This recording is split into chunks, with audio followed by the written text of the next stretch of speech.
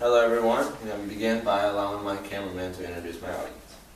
I'm Don, I'm 52. I'm Emily, I'm 17. I'm Cindy, I'm 51. I'm Jake, I'm 18. I'm Taylor and I'm 18. And I'm Ashley and I'm 19.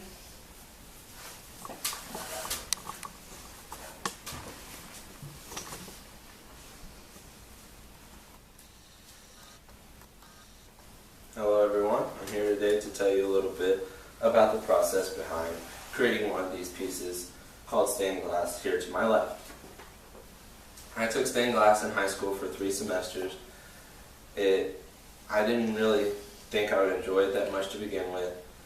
It was one of those classes that just kind of were filler, and began to develop a passion for it actually.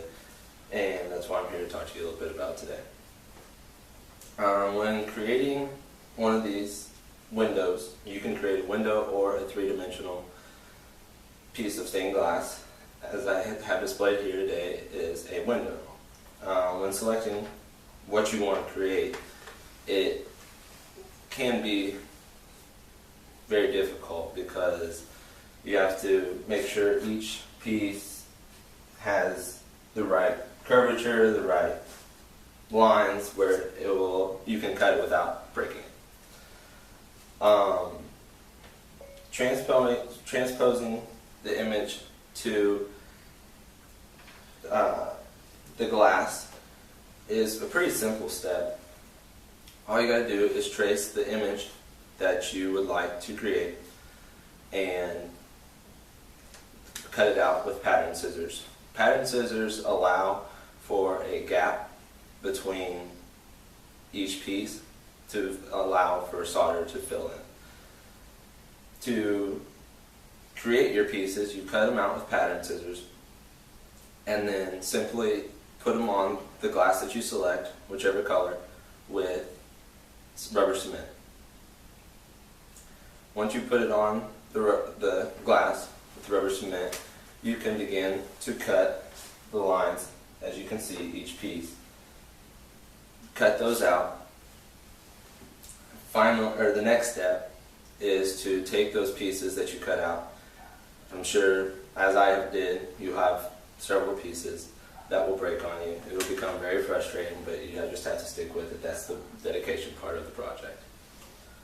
After you get all your pieces cut out, you will take your pieces to a grinder called a diamond grinder that will shape the pieces exactly to your pattern piece, allowing for perfect fit throughout the whole project.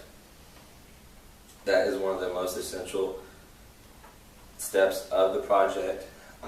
Cutting out the actual pieces, it is essential, but the most essential is the grinding, because that is your final step to getting the pieces to fit properly. After grinding, you are going to take copper foil, which has a sticky adhesive on the back, and you're going to take it and you're going to put it all the way around each pattern piece, and it's going to stick to it. And then you're going to take a pencil or something that you can run along the edges to make sure the adhesive sticks to the glass properly. As you can see, each piece fits in there and is soldered together and has copper foil around each one. After you get the copper foil put on your pattern pieces, you can put your whole project together on a jig. A jig is important because it allows for perfect 90-degree angles, so your project does not fit together as it should. Basically, it's just the craftsmanship of the whole project. Once you get all your pieces foiled and in the jig, you can begin by soldering. And prior to soldering, you have to take this liquid, which is called flux, and brush it on the foil, the copper foil. And it is a chemical that allows the solder to stick to the foil, allowing each piece to adhere together, in which you can make the final project to be whole. Once you're done, each time if you don't complete your project, which most people don't at one sitting, you have to make sure you wash the flux off each time because it can cause damage to your project. After you're totally soldered, which you solder both sides,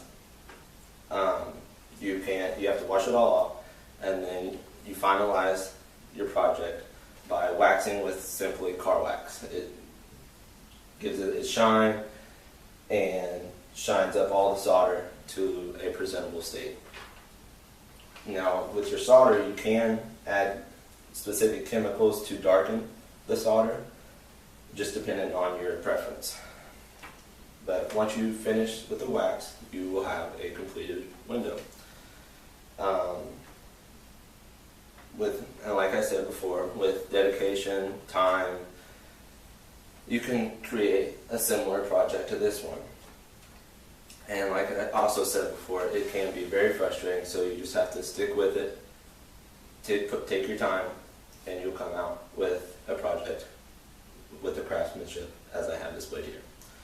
And that's just a little bit about the process behind stained glass. Thank you.